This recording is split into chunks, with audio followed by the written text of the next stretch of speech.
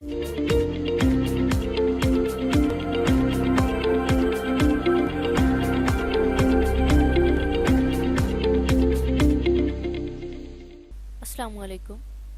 आज की इस वीडियो में हम सीखेंगे कि किस तरीके से हम MS वर्ड को यूज़ करते हुए अपने किसी भी डाटा को यानी किसी भी टेक्स्ट को किस तरीके से टेबल के अंदर इंसर्ट कर सकते हैं। जैसा कि आप देख सकते हैं कि ये मैंने एक डॉक्यूमेंट ओपन किया हुआ है। ये हमारे पास डाटा है। अब हमने इस डाटा को टेबल में इंसर्ट करना है। इस डाटा को टेबल में इंसर्ट करने के लिए हम यहाँ से कॉपी करके किसी भी टेबल के अंदर इंसर्ट नहीं करेंगे या ड्रैग करके टेबल के अंदर इंसर्ट नहीं करेंगे, बल्कि हमारे पास MS वर्ड के अंदर ऐसा फंक्शन मौजूद है यानी ऐसा फीचर मौजूद है जिसकी मदद से हम अपने टेक्स्ट को ही कन्वर्ट कर सकते हैं टेबल के अंदर। इससे पिछली वीडियो में हमने सीखा था कि किस तरीके से हम एक ब्लैंक पेज के ऊपर कोई भी टेबल क्रिएट कर सकते हैं। अगर वो वीडियो आपने नहीं देखी तो आप इस वीडियो पे मौजूद आई बटन पे क्लिक करके वो वीडियो वॉच कर सकते हैं। आज की इस वीडियो में हमने सीखना है कि किस तरीके से हम अपने टेक्स्ट को टेबल में क्रिएट कर सकते हैं यानी टेबल में इंसर्ट कर सकते हैं। टेबल क्रिएट करने के लिए ना सिर्फ हम टेबल को ब्लैंक हिस्से पर ही क्रिएट कर सकते हैं, बल्कि किसी भी टेक्स्ट के ऊपर भी हम क्रिएट कर सकते हैं टेबल को। वो हम कैसे करेंगे, उसके लिए हम अपने इस डाटा को सिलेक्ट कर लेते हैं। ये हमारे पास कुकिंग क्लासेस के हवाले से डाटा है। हम यहाँ से इसे कन्वर्ट करना चाह रहे हैं टेबल के अंदर। टेबल में कन्वर्ट करने के लिए हम सिंपली से सिलेक्ट कर लेंगे। सिलेक्ट करने के बाद हम जाएंगे इंसर्ट के टैब में।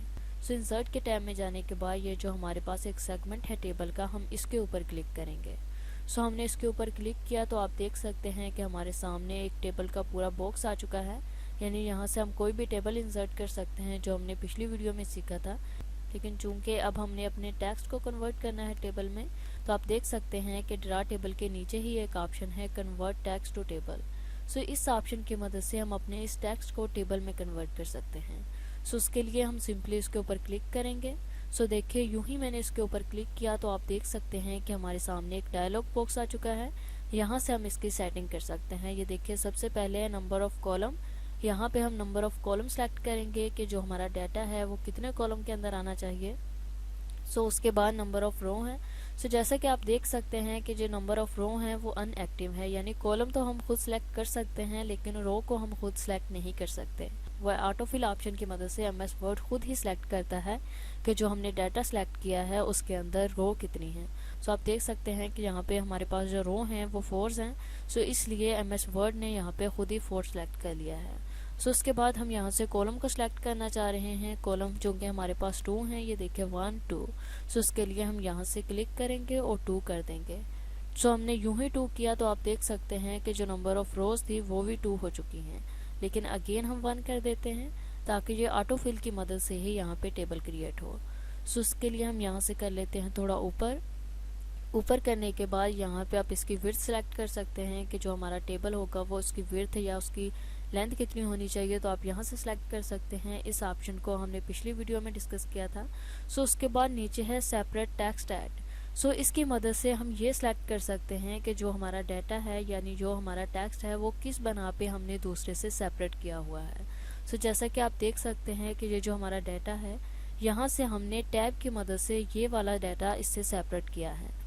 टैब के अलावा अगर समटाइम हमारे पास ऐसा डाटा हो जिसमें हमने कोमा की मदद से उसे अलग किया होगा, तो हम यहाँ से कोमा के ऑप्शन का यूज़ करके उसे भी सेपरेट कर सकते हैं यानी टेबल में कन्वर्ट कर सकते हैं। या इसके अलावा अगर आपने किसी और अदर सैम्बल की मदद से इसे सेपरेट किया होगा तो आप यहाँ पे वो सैम्बल एंटर कर सकते हैं। चूँकि ये जो हमारा डाटा है हमने यहाँ पे टैब प्रेस करके इससे अलग किया है यानी सेपरेट किया है, तो उसके लिए मैं सिंपली टैब के ऊपर क्लिक करूँगी। मैंने यूं ही टैब के ऊपर क्लिक किया तो आप देख सकते हैं कि उसने खुद ब खुद यहाँ पे उसका कॉलम सेलेक्ट कर लिया है।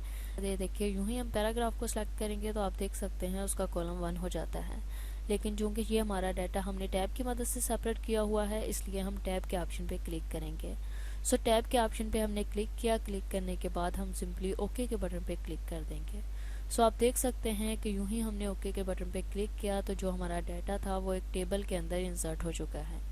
यानी हमने खुद से कोई टेबल इंसर्ट नहीं किया, ना ही अपने डाटा को कॉपी करके किसी टेबल के अंदर पेस्ट किया है, बल्कि हमने जो हमारे पास डाटा था यानी टेक्स्ट था हमने उसी को कन्वर्ट किया है टेबल के अंदर।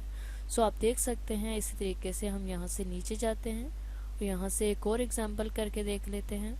सो जैसा कि देख सकते हैं कि ये रेसिपीज़ के हवाले से है हमारे पास डाटा। सो हम इसे कन्वर्ट करके देख लेते हैं। उसके लिए हम सिंपली इसे सिलेक्ट करेंगे। सिलेक्ट करने के बाद हम इंसर्ट के टैब में जाएंगे, टेबल के ऑप्शन पे क्लिक करेंगे, यहाँ से कन्वर्ट कर देंगे टेबल के अंदर।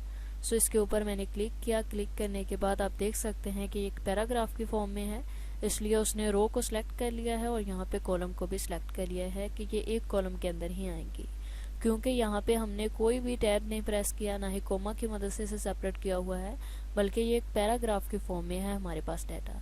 सो इसके लिए हम सिंपली ओके के बटन पे क्लिक कर देंगे। सो आप देख सकते हैं कि यूं ही मैंने ओके के बटन पे क्लिक किया तो ये हमारे पास रेसिपी थी, ये कन्वर्ट हो चुकी है टेबल के अंदर। सो आई होप कि ये वीडियो आपको अच्छी लगी होगी। अगर इससे रिलेटेड आपका कोई भी क्वेश्चन हो या कहीं से किसी चीज़ की समझ ना आई हो, सो आप कमेंट सेक्शन में टाइप करके हमसे पूछ सकते हैं। Thanks for watching, best of luck.